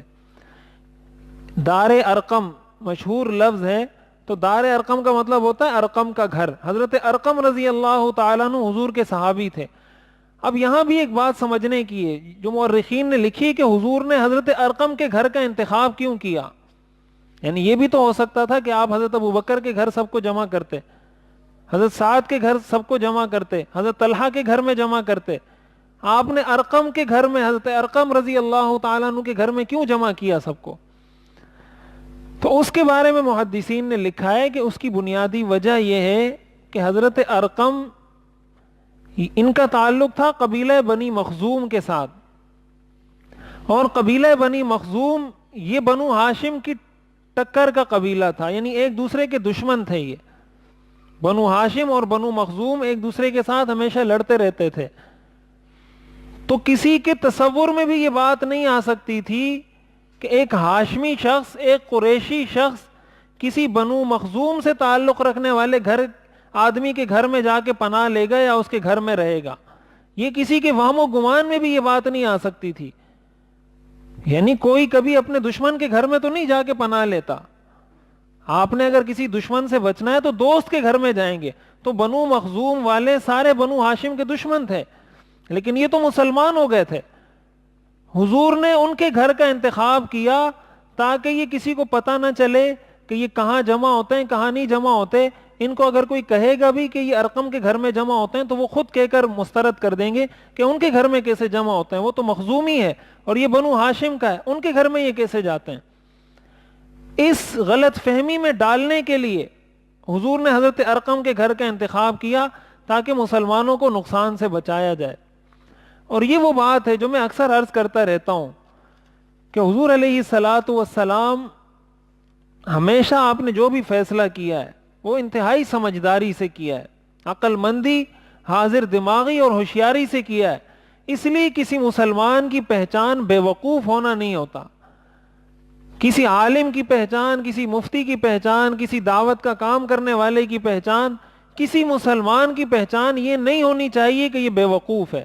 اس کی پہچان یہ ہونی چاہیے کہ یہ سمجھدار ہے, یہ ہوشیار ہے, اس کا دماغ حاضر ہوتا ہے, یہ چیزوں کو سمجھتا ہے, بے وقوف نہیں ہے. یہ الگ بات ہے کہ کسی موقع پر انسان خود بے وقوف بن جائے.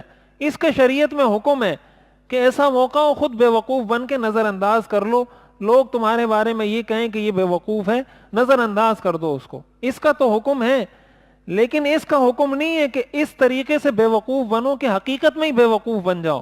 اس کا شریعت میں حکم نہیں ہے. اور یہ حضور علیہ الصلاۃ والسلام کے ایک ایک عمل سے, ہر صحابی کے عمل سے یہ بات میں آپ کو بتاؤں گا بار بار کہ کہاں کس صحابی نے کس طرح ہوشیاری کا مظاہرہ کر کے کام کیا ہے, تاکہ ہمارے دماغ میں یہ بات آئے کہ ہم جو بھی قدم اٹھائیں, بالخصوص دین کا کام کرنے والے لوگوں کو اس چیز کا بڑا احساس کرنا چاہیے. بعض اوقات ہم لوگ جوش میں آ کر, جذبے میں آ کر ایسی کوئی بات کر دیتے ہیں جس کا نقصان پورے طبقے کو ہوتا ہے, سارے دینداروں کو ہوتا ہے, سارے علماء کو ہوتا ہے, سارے مدارس کو ہوتا ہے, سب کو وہ ساری چیزیں برداشت کرنی پڑتی ہیں. پھر اب وہ کہتا ہے کہ نہیں میں تو مخلص ہوں, میں تو بڑا اللہ کے لیے کر رہا ہوں, یہ کر رہا ہوں, اور فلاں فلاں فلاں. وہ سمجھتا ہے کہ میرے علاوہ سارے لوگ بے وقوف ہیں, سارے لوگ جاہل ہیں, کسی کو کچھ نہیں پتا. نتیجہ یہ ہوتا ہے کہ 2 سال 3 سال 4 سال 5 سال تک تو وہ ایک ہوتا ہے, ہوا کھڑا ہوتا ہے. بعد میں جب وہ غبار گرد بیٹھتی ہے تو پورا طبقہ اس سے متاثر ہو جاتا ہے. حضور علیہ الصلاۃ والسلام نے اس عمل کے ذریعے امت کو یہ بات سکھائی ہے کہ اپنے لوگوں کو مشکل میں نہ ڈالو, اپنے آس پاس اپنے ساتھ کام کرنے والے, اپنے ہم مشن ہم مزاج لوگوں کو مشکل میں مت ڈالو. کوشش یہ کرو کہ جتنا ان کو آسانی فراہم کر سکو آسانی میں رکھو. ہاں سب کچھ اسباب اختیار کرنے کے بعد بھی پریشانی آتی ہے تو صبر کرو, لیکن خود پریشانی کو دعوت دینا یہ شریعت کا مزاج نہیں ہے. شریعت یہ کہتی ہے حتی الامکان بچو, آ جائے تو پھر صبر کرو. تو حضور علیہ الصلاۃ والسلام کی دعوت کا جو اسلوب تھا, تو یہ دار ارقم کا میں ذکر کر رہا تھا, اسی لیے دار ارقم کو اسلام کا سب سے پہلا مدرسہ قرار دیا جاتا ہے. حضور علیہ الصلاۃ والسلام باقاعدہ اس میں صحابہ کو پڑھاتے تھے اور قرآن پڑھاتے تھے. آپ کا جو سبجیکٹ تھا, جو آپ کا مضمون تھا, جو آپ کی کتاب تھی وہ قرآن کریم تھی. جو آپ پر وحی نازل ہوئی ہوتی تھی آپ صحابہ کو جمع کر کے وہ وحی سناتے تھے. یہاں سے گویا مدرسے کا آغاز ہوا ہے اسلام کی تاریخ میں. حضور علیہ الصلاۃ والسلام نے خود یہ عمل کیا ہے کہ بچوں کو یا اپنے صحابہ کو یا اپنے ساتھیوں کو آپ نے قرآن پڑھایا ہے. اب یہاں ایک بات یہ بھی ذکر کر دوں کہ ہم قرآن پڑھنے پڑھانے والوں کو کس نظر سے دیکھتے ہیں. ہم جو ہمارے بچوں کو قرآن پڑھاتا ہے یا جو بچے قرآن پڑھتے ہیں ہم ان کو کس نظر سے دیکھتے ہیں, ہمارا معاشرہ ان کو کیا حیثیت دیتا ہے, کس نظر سے دیکھتا ہے, یہ ہم میں سے ہر شخص جانتا ہے. یہ حضور علیہ الصلاۃ والسلام کی وہ سنت ہے جو آپ نے خود شروع کی ہے. آپ کا بنیادی مقصد ہی پیغمبر بنائے جانے کا یہ تھا کہ آپ لوگوں کو قرآن سکھائیں گے. یتلو علیہم آیاتہ ویزکیہم ویعلمہم الکتاب والحکمہ, یہ آپ کے 4 بنیادی مقاصد تھے. یتلو علیہم آیاتی, پہلا مقصد یہ تھا کہ قرآن پڑھ کے سنائیں ان کو. قرآن پڑھ کے سنانے کا مطلب یہ کہ قرآن پڑھنا سکھائیں ان کو کہ قرآن ایسے پڑھتے ہیں. تو ہماری نظر میں بھی قرآن پڑھنے پڑھانے والوں کی یہ حیثیت وقعت احترام اس لیے ہونا چاہیے کہ یہ وہ کام کر رہے ہیں جو حضور علیہ الصلاۃ والسلام نے کیا ہے اور جس مقصد کے لیے حضور علیہ الصلاۃ والسلام کو دنیا میں بھیجا گیا ہے. اگر یہ وقعت ہم نہیں دیں گے تو نتیجہ یہ ہوگا کہ ہماری دوری قرآن سے ہوگی. جب بھی آپ کوئی فن حاصل کرنا چاہتے ہیں صاحب فن کے پاس جاتے ہیں, اس فن کے ماہر کے پاس جاتے ہیں. جب آپ اس صاحب فن سے دور ہوتے ہیں تو اس فن سے بھی دور ہو جائیں گے. بھائی ہمارے یہاں کوئی ڈگری بھی اگر حاصل کرتا ہے تو 6 مہینے 1 سال تک وہ ایز اے ٹرینی جاب کرتا ہے کہیں جا کے. کوئی ڈاکٹر بن جاتا ہے تو پھر وہ جا کے کسی کے ساتھ پریکٹس کرتا ہے کہ بھائی اتنے سال یہ پریکٹس کرے گا. کوئی LLB کرتا ہے تو جا کے 6 مہینے سال 2 سال 3 سال پریکٹس کرتا ہے کہ اس کے ساتھ رہے گا تاکہ اس کو یہ کام کرنے کا طریقہ آ جائے. تو جب قرآن کسی نے سیکھنا ہے, دین کسی نے سیکھنا ہے, اور وہ ایز اے ٹرینی تو کیا ایز اے اسٹوڈنٹ بھی کسی عالم کے پاس نہیں جاتا. ٹرینی تو دوسرا درجہ ہے نا, ٹرینی تو وہ جاتا ہے جو پورا سیکھ لیتا ہے. تو ہم تو اگر ایز اے اسٹوڈنٹ بھی نہیں جاتے, اور یہ میں اس لیے یہ بات کر رہا ہوں کہ ہمارے لوگ بسا اوقات ایسا ہوتا ہے کہ عمر زیادہ ہو گئی, پھر وہ اس چیز میں شرماتے ہیں کہ یار اب میں قرآن پڑھوں گا یا کسی کو کہوں گا مجھے قرآن پڑھائیں تو لوگ کیا کہیں گے, بوڑھا ہو گیا اور اب تک اس کو قرآن پڑھنا نہیں آتا. تو بھائی یہ تو شیطان کا بہت بڑا دھوکہ ہے انسان کو کہ اب جب اللہ نے توفیق دی اب تو پڑھ لو اس کو. شرمندگی تو اپنے اس کام پہ ہونی چاہیے تھی جو غلط تھا, صحیح کام پہ تو شرمندگی نہیں ہوتی. جیسے انسان توبہ کرتا ہے تو شیطان دل میں یہ ڈالتا ہے کہ ابھی توبہ کی پھر جو ہے نا گناہ کیا, پھر توبہ کی پھر گناہ کیا, تو پھر لوگ کہتے ہیں ہمیں توبہ کرتے ہوئے شرم آتی ہے. تو شرم تو گناہ کرتے وقت آنی چاہیے, توبہ کرتے وقت کون سی شرم؟ گناہ کرتے وقت تو شرم نہیں آئی, توبہ کا وقت آیا تو شیطان کہتا ہے شرم نہیں آتی, یہ کہتا ہے کہ مجھے شرم آتی ہے. تو ظاہر ہے گناہ کے وقت تو شیطان آپ کو نہیں کہے گا کہ شرم نہیں آتی, گناہ کے وقت تو اللہ آپ کو کہتا ہے کہ شرم نہیں آتی میری نافرمانی کرتے ہو. تو قرآن سے اپنے آپ کو قریب کریں, اپنے بچوں کو قریب کریں, خود قرآن سیکھنے کی کوشش کریں. جس عمر کے جس حصے میں بھی ہیں کوشش کریں کہ قرآن کو پڑھنا سیکھیں, اس کو سمجھنا سیکھیں, اس کے قریب آئیں. اور یہ اسی وقت ہوگا جب ہم ان لوگوں کے قریب آئیں گے جو قرآن پڑھتے پڑھاتے ہیں. آپ اگر خود کچھ چاہیں گے کہ بغیر ان کے پاس جائے کوئی ایسا طریقہ ہو جائے کہ میں قرآن سیکھ جاؤں, تو ایسا کبھی دنیا میں ہوا نہیں ہے. اگر ایسا ہو سکتا تو اللہ صرف قرآن نازل کر دیتا, پیغمبر کی ضرورت ہی نہیں تھی. کسی پہاڑ پر قرآن رکھ دیتے اللہ اور کہتے جا کے اٹھا لو, پڑھنا شروع کر دو اس کو. اللہ نے جو پیغمبروں کو بھیجا ہے ایک سلسلہ ہے کتاب اللہ کا, ایک سلسلہ ہے رجال اللہ کا. اتنے سارے پیغمبر جو اللہ نے بھیجے کسی مقصد کے لیے بھیجے ہیں. تو جب تک آپ اور العلماء ورثۃ الانبیاء, علماء انبیاء کے وارث ہیں, اور انبیاء لم یورثوا دینارا ولا درہما, انبیاء اپنی میراث میں دینار اور درہم چھوڑ کے نہیں جاتے. انما ورثوا العلم, انبیاء کی میراث علم ہوتی ہے. من اخذہ اخذ بحظ وافر, جو اس میں سے جتنا حصہ حاصل کر لے اس کا نصیب ہے. تو انبیاء کی میراث علم ہے, جو اس علم کو حاصل کرے گا وہ انبیاء کا وارث ہے. تو جس طرح دین سیکھنے کے لیے انبیاء کے پاس لوگ جاتے تھے, آج اگر دین سیکھنا ہے تو آپ کو انبیاء کے ورثہ کے پاس جانا ہوگا, ان سے سیکھنا ہوگا, اور ان سے سیکھنے کے بعد ہم قرآن پڑھ بھی سکتے ہیں, سمجھ بھی سکتے ہیں, اور آگے اس پہ عمل بھی کر سکتے ہیں. تو حضور علیہ الصلاۃ والسلام نے حضرت ارقم رضی اللہ تعالی عنہ کے گھر میں صحابہ کو آپ جمع کرتے تھے, اور صحابہ کو کہتے تھے کہ یہاں آئیں, اور وہاں حضور علیہ الصلاۃ والسلام ان کو سب کچھ سکھا دیا کرتے تھے. اب یہاں ایک بات آخری جو سمجھنے کی ہے جو میں عرض کرنا چاہتا ہوں, اس کے بعد پھر آگے ہم جو پڑھیں گے کہ حضور علیہ الصلاۃ والسلام یہ سارا کرتے رہے, اور آہستہ آہستہ تقریباً 40 کے قریب لوگ مسلمان ہو گئے اس پورے عرصے میں. 3 سال جو آپ نے دعوت دی ہے اس میں تقریباً 40 لوگ مسلمان ہوئے ہیں. حضور علیہ الصلاۃ والسلام کی پیروی کرنے والوں میں بہت زیادہ لوگ یا بڑی تعداد میں لوگ وہ لوگ بھی تھے جو بہت غریب تھے, غلام تھے یا غریب تھے. مالدار طبقہ بھی بہت تھا, اچھے خاصے کھاتے پیتے لوگ بھی تھے, لیکن غریب لوگ بھی بہت زیادہ تھے. انبیاء کو ہمیشہ, جس نبی کا تذکرہ بھی آپ قرآن میں پڑھیں گے, ایک تانا ہمیشہ ملا ہے. حضرت شعیب علیہ السلام کا تذکرہ ہے قرآن میں, حضرت صالح علیہ السلام کا تذکرہ ہے, حضرت نوح علیہ السلام کا تذکرہ ہے. جہاں بھی آپ پڑھیں گے ایک حضرت شعیب کے بارے میں, حضرت شعیب نے جب دعوت دی اپنی قوم کو کہ میری اتباع کرو, تو انہوں نے کہا ما نراک اتبعک الا الذین هم اراذلنا, کہ ہم آپ کی پیروی کیسے کریں, آپ کی پیروی کرنے والے تو سارے کمزور, غریب, فقیر, اس طرح کے لوگ ہیں.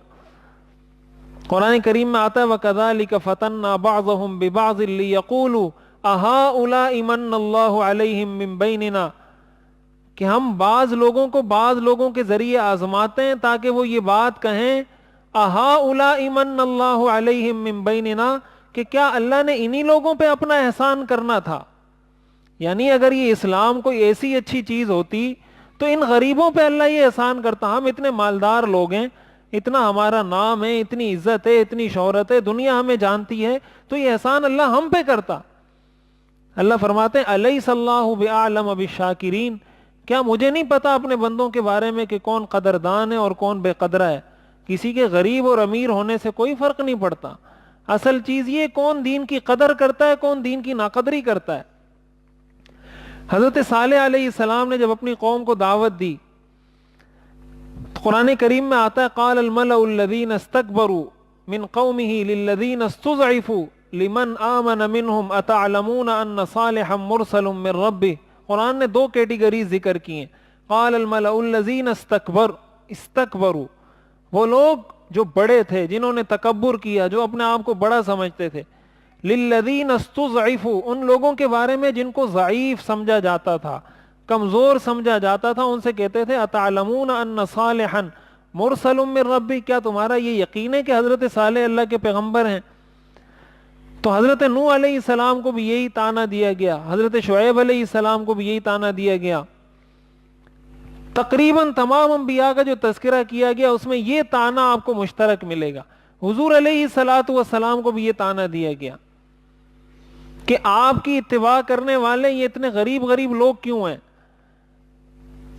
اس سے ہمیں معلوم کیا ہوتا ہے؟ اس سے معلوم یہ ہوتا ہے کہ کبھی بھی کسی کے دنیاوی اسٹیٹس کو دیکھ کر، کسی کی دنیاوی حیثیت کو دیکھ کر اس کی دینی حیثیت کا تعین نہیں کرنا چاہیے.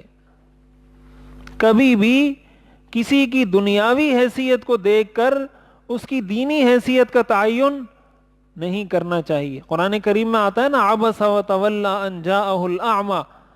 حضور علیہ الصلوۃ والسلام سرداروں کے پاس بیٹھے ہوئے ہیں، اتنے میں حضرت عبداللہ ابن ام مکتوم آئے جو نابینا ہے. حضور سے سوال کرنے لگے، آپ نے منہ پھیر لیا ناراضگی کی وجہ سے کہ اتنے بڑے بڑے لوگ بیٹھے ہوئے ہیں، یہ پھر یہی بات کریں گے کہ کبھی ان کے پاس کوئی نابینا آ جاتا ہے، کبھی کوئی غریب آ جاتا ہے، کبھی کوئی فقیر آ جاتا ہے، ہم اتنے بڑے بڑے سردار ہیں تو ہماری تو شان کے خلاف ہے کہ ہم ان لوگوں کے ساتھ بیٹھیں. تو حضور علیہ الصلوۃ والسلام کے دل میں یہ خواہش تھی کہ یہ سردار مسلمان ہو جائیں تو ان کی برکت سے پورے ان کے قبیلے مسلمان ہو جائیں گے. اس وجہ سے حضور نے تھوڑا سا حضرت عبداللہ ابن ام مکتوم سے رخ پھیر دیا اور آپ کے چہرے پر سلوٹیں آ گئی، پریشانی کے آثار، جس انسان کو کسی چیز پر ناگواری ہوتی ہے کہ یہ اس ٹائم کیوں آ گئے. اس پر آیات نازل ہوئی عبس وتولی، کہ آپ کی پیشانی پر بل پڑ گئے، وتولی، اور آپ نے چہرہ پھیر لیا، ان جاءہ الاعمی، صرف اس وجہ سے کہ ایک نابینا شخص آپ کے پاس آیا تھا. وما یدریک لعلہ یزکی، آپ کو کیا پتہ شاید وہ کوئی اپنے دل کا تزکیہ حاصل کر لیتا. او یذکر فتنفعہ الذکری، پھر آگے اللہ تعالیٰ نے کیا فرمایا، اما من استغنا، کہ وہ جو استغنا کرتا ہے، جو کہتا ہے مجھے دین کی ضرورت نہیں، مجھے قرآن کی ضرورت نہیں، مجھے اسلام کی ضرورت نہیں، فانت لہ تصدی، اس کے تو آپ پیچھے پڑ جاتے ہیں. فاما من جاءک یسعی، اور جو دوڑتا ہوا آپ کے پاس آتا ہے، فانت عنہ تلہی، اس سے آپ رخ پھیر دیتے ہیں. کلا، ایسا کرنے کی ہرگز اجازت نہیں ہے. اس سے ہمیں یہ پتہ چلتا ہے اسلام کا مزاج یہ ہے، جو اسلام کی طرف قدم بڑھائے اللہ اس کی قدردانی کرے گا. اللہ کو اس چیز سے کوئی غرض نہیں. حدیث میں آتا ہے اگر یہ دنیا مچھر کے پر کے برابر بھی کوئی حیثیت اللہ کی نظر میں رکھتی، اللہ کبھی کسی کافر کو پانی کا گھونٹ بھی نہ پلاتا. اللہ کی نظر میں اس کی اتنی بھی وقعت نہیں ہے، اتنی بھی حیثیت نہیں ہے. لہذا کبھی بھی کسی کے دنیاوی سٹیٹس کو، حدیث شریف میں آتا ہے رب اشعث اغبر مدفوع بالابواب لو اقسم علی اللہ لابر، کہ بعض اوقات ایسا شخص جس کے بال بکھرے ہوئے ہوتے ہیں، اغبر، اس کا سارا جسم مٹی سے بھرا ہوا ہوتا ہے، یعنی بالکل اس کے مالی لحاظ سے انتہائی کمزور، مدفوع بالابواب، کسی کے دروازے پر جا کر دستک دے تو کوئی دروازہ بھی نہ کھولے کہ یار یہ پھر کہاں سے آ گیا، اس کو یہاں سے بھگاؤ. یہ اس کی حیثیت ہوتی ہے دنیا میں. اور اللہ کے ہاں اس کی کیا حیثیت ہوتی ہے؟ آپ نے فرمایا لو اقسم علی اللہ لابر، اگر وہ اللہ کے نام پہ کسی کام کی قسم کھا لے اللہ اس کی لاج رکھتے ہوئے اس کام کو پورا کر دیتے ہیں۔ دنیا میں اس کی یہ حیثیت ہے کہ دروازے پر جائے تو لوگ دروازے سے بھگا دیں کہ بھائی جائیں یہاں سے، اور اللہ کی نظر میں اس کی یہ حیثیت ہے کہ وہ کہے کہ اللہ کی قسم آج بارش ہوگی، اللہ اس کی لاج رکھتے ہوئے بارش برسا دیتے ہیں۔ یہ حیثیت ہوتی ہے۔ یہ ہمارے ہاں بعض اوقات کیا ہوتا ہے کہ ہم کسی کو مثلا، اور یہ میں اکثر عرض کرتا رہتا ہوں، ہمارے ہاں کوئی مولوی گاڑی میں گھومے تو لوگ کہتے ہیں یہ کیسا مولوی ہے گاڑی میں گھوم رہا ہے، کوئی سائیکل پہ جائے تو کہتے ہیں یہ کیسا مولوی ہے سائیکل پہ گھوم رہا ہے۔ تو نہ اس کو مولوی گاڑی میں پسند ہے نہ اس کو مولوی سائیکل پہ پسند ہے۔ تو میں اکثر وہ گدھے والا واقعہ میں نے آپ کو کئی دفعہ سنایا ہے کہ آپ گدھے پہ خود بیٹھیں تب بھی لوگ نہیں چھوڑیں گے، اپنے بچے کو بٹھائیں تب بھی نہیں چھوڑیں گے، پیدل چلیں تو لوگ کہیں گے گدھا ان کے پاس ہے، خود بھی پیدل چل رہا ہے، بیٹے کو بھی پیدل لے کے چل رہا ہے، اور اگر سر پہ گدھے کو رکھیں تو لوگ کہیں گے بے وقوف آدمی ہے، لوگ گدھے پہ بیٹھتے ہیں اس نے اپنے سر پہ رکھا ہوا ہے۔ تو لوگ تو کسی حال میں بھی کسی کو نہیں چھوڑتے۔ اصل چیز ہوتی ہے شریعت پر عمل، کہ ہم شریعت پر عمل کتنا کرتے ہیں۔ اسی لیے کبھی کسی کے چہرے سے یہ اندازہ کوئی شخص نہیں لگا سکتا کہ یہ اللہ کا ولی ہے یا نہیں، یہ نیک آدمی ہے یا نہیں۔ ہمارے لوگ بسا اوقات کیا کرتے ہیں، دیکھتے ہیں کہتے ہیں اس کے چہرے پہ بڑا نور ہے۔ بھائی اللہ کے ولی تو حضرت بلال بھی تھے نا، حضرت بلال اتنے بڑے ولی تھے کہ حضور جب جنت میں گئے تو آپ کو آگے آگے ان کے قدموں کی آہٹ محسوس ہوئی۔ تو وہ خوبصورت تو نہیں تھے، ان کا رنگ کوئی سفید تو نہیں تھا۔ ہمارے ہاں نور کا معیار ہوتا ہے سفیدی۔ بھائی جو آدمی روزانہ 2 کلو دودھ پیے گا اس کے چہرے پہ نور نہیں آئے گا تو کیا آئے گا؟ وہ نور نہیں ہوتا، وہ دودھ کے اثرات ہوتے ہیں۔ 2 کلو دودھ آپ پیئیں آپ کے چہرے پہ بھی نور آنا شروع ہو جائے گا۔ مقصد کہنے کا یہ ہے کسی کی ظاہری حیثیت سے، اس کی دنیاوی اسٹیٹس سے اس کی شرعی حیثیت کا تعین کرنا یہ جائز نہیں ہے۔ اس کی شرعی حیثیت کا تعین ہوگا اس کے عمل سے، اس کے کردار سے، کہ یہ سنت پر کتنا عمل کرتا ہے، شریعت پر کتنا عمل کرتا ہے، قرآن پر کتنا عمل کرتا ہے، اس چیز سے تعین کیا جائے گا۔ یہ دھوکہ لگا ہے سارے کافروں کو، سارے کافروں کو یہی دھوکہ لگا ہے۔ ابھی جو امریکہ افغانستان میں آیا تھا یہ کہہ کر آیا تھا کہ 7 دن میں افغانستان کو فتح کر کے ہم چلے جائیں گے، اور آج امریکہ وہاں سے شکست کھا کر اپنی فوجوں کو واپس لے کر جا رہا ہے، دنیا کی سپر طاقت۔ دھوکہ اس کو یہی لگا تھا کہ ان کے پاس تو اسلحہ بھی نہیں ہے، ان کے پاس تو کوئی جہاز بھی نہیں ہے، یہ ہمارا کیا بگاڑیں گے، 7 دن میں ان کا صفایا کر کے چلے جائیں گے۔ اور آج ان کے پتہ نہیں کتنے ہزاروں نے خودکشیاں کی ہیں، کتنے نفسیاتی ہو گئے، اور ابھی 9,000 کی فوج نکال دی۔ ابھی پاکستان کی منتیں کر رہا ہے امریکہ کہ ہمارا طالبان سے کسی طرح مذاکرات کرواؤ تاکہ ہماری جان چھوٹے ان سے۔ تو اسی چکر میں تو پھنسے ہیں وہ لوگ کہ ان کو کیا آتا ہے، ان کے پاس تو نہ ٹیکنالوجی ہے نہ سائنس ہے، ان کو ہم ایسے شکست دے کے نکل جائیں گے یہاں سے۔ یہ دنیا میں بھی کافروں کو دھوکہ لگتا ہے جس سے ان کی دنیا بھی برباد ہوتی ہے، آخرت کے حوالے سے بھی دھوکہ لگتا ہے جس سے ان کی آخرت بھی خراب ہوتی ہے۔ اس لیے کبھی، اور یہ ہمارے مسلمانوں میں بھی ہوتا ہے، ہمارے لوگ بسا اوقات کسی دیندار کے پاس، کسی اللہ والے کے پاس، کسی مولوی صاحب کے پاس، کسی قاری صاحب کے پاس اس لیے نہیں بیٹھتے کہ لوگ کہیں گے یار اتنے بڑے لیول کا آدمی ہے کن لوگوں کے پاس بیٹھا ہوا ہے، یہ کہاں مولویوں کے پاس بیٹھا ہوا ہے، کہاں قاری صاحب کے پاس بیٹھا ہوا ہے، جس کی حیثیت دیکھو اتنا بڑا آدمی ہے، اتنا مال ہے، فلاں فلاں، اور بیٹھا ہوا ہے ان لوگوں کے پاس۔ یہ ہمارا مسئلہ ہے حقیقی جس کو قرآن نے ذکر کیا، بار بار ذکر کیا ہے۔ تو مال ہونے نہ ہونے سے کسی کی عزت پہ کوئی فرق نہیں پڑتا، اصل چیز دینداری ہے۔ آپ دینداری کو دیکھیں، حضور علیہ الصلوۃ والسلام پہ بھی یہ اعتراض کیا جاتا تھا۔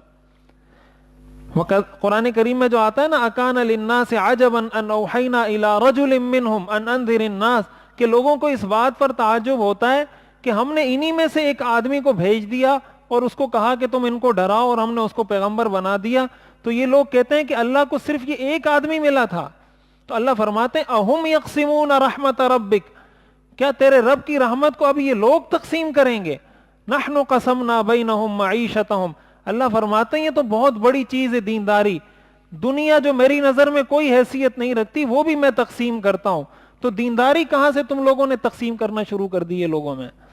نحن قسمنا بینہم معیشتہم ورفعنا بعضهم فوق بعض درجات، اور ہم نے بعض کو بعض لوگوں پہ بلند درجے عطا کیے، کسی کا درجہ بلند کسی کا کم۔ دنیا کے یہ سارے ظاہری چیزیں امتحان کے لیے ہیں۔ قرآن کریم میں آتا ہے فَأَمَّا الْإِنسَانِ إِذَا مَا ابْتَلَاهُ رَبُّهُ فَأَكْرَمَهُ وَنَعَّمَهُ فَيَقُولُ رَبِّي أَكْرَمَنِ وَأَمَّا إِذَا مَا ابْتَلَاهُ فَقَدَرَ عَلَيْهِ رِزْقَهُ فَيَقُولُ رَبِّي أَهَانَنِ۔ دنیا میں مال کا ملنا بھی امتحان ہے، دنیا میں مال کا چھننا بھی امتحان ہے۔ اللہ کسی کو دے کر آزماتا ہے۔ قرآن سورۃ الفجر کی آیت ہے اذا مبتلاہ ربہ، جب اللہ کسی کو مبتلا کرتا ہے، کسی کا امتحان لیتا ہے تو کس طرح لیتا ہے؟ فاکرمہ ونعمہ، اس کا اکرام کرتا ہے، اس کو نعمتیں دیتا ہے، تو وہ کہتا ہے ربی اکرمن، میرے رب نے مجھے عزت دی۔ واما اذا مبتلاہ، اللہ فرماتے ہیں جب میں دوسرے طریقے سے آزماتا ہوں، فقدر علیہ رزقہ، اس کا رزق تنگ کر دیتا ہوں، فیقول ربی اہانن، تو کہتا ہے میرے رب نے مجھے ذلیل کر دیا۔ دنیا میں مال کا ملنا بھی امتحان ہے، مال کا نہ ملنا بھی امتحان ہے۔ ملنے والے کا امتحان یہ ہے کہ اطاعت کرتا ہے، شکر کرتا ہے، اچھی جگہ پہ خرچ کرتا ہے یا نہیں۔ نہ ملنے والے کو امتحان ہے کہ صبر کرتا ہے یا نہیں، اللہ کی عبادت کرتا ہے یا نہیں کرتا، دونوں امتحان ہیں۔ اس لیے کبھی کسی دیندار کو یا کبھی دینی طبقے کو اس لیے کم تر نہ سمجھیں کہ یہ مالی لحاظ سے کمزور ہے، یہ ہمیشہ سے سلسلہ چلا آ رہا ہے اور یہ ہمیشہ اسی طرح چلتا رہے گا، اور بہت سارے لوگوں کو اللہ نے گمراہ صرف اس ایک نقطے کی وجہ سے کیا ہے کہ وہ معیار اس چیز کو بنا بیٹھے کہ اس کا دنیاوی سٹیٹس کتنا ہے۔ اس لیے اس چیز کو اچھے طریقے سے سمجھیں کہ یہ معیار نہیں ہے، معیار دین ہے، جو دین کے جتنا قریب ہے وہ اللہ کے ہاں اتنا ہی معزز ہے۔ ان اکرمکم عند اللہ اتقاکم، جو جتنا متقی ہے اتنا اللہ کے ہاں معزز ہے۔ اللہ تعالی ہمیں سمجھنے اور عمل کرنے کی توفیق عطا فرمائے۔ وآخر دعوانا ان الحمد للہ رب العالمین، الحمد للہ رب العالمین، والصلاة والسلام علی رسولہ محمد وآلہ واصحابہ اجمعین۔ ربنا آتنا فی الدنیا حسنہ وفی الآخرۃ حسنہ وقنا عذاب النار۔ یا حی یا قیوم برحمتک نستغیث، اصلح لنا شأننا کلہ ولا تکلنا الی انفسنا طرفۃ عین۔ وصلی اللہ تعالی علی خیر خلقہ محمد وآلہ واصحابہ اجمعین، آمین برحمتک یا رحمن۔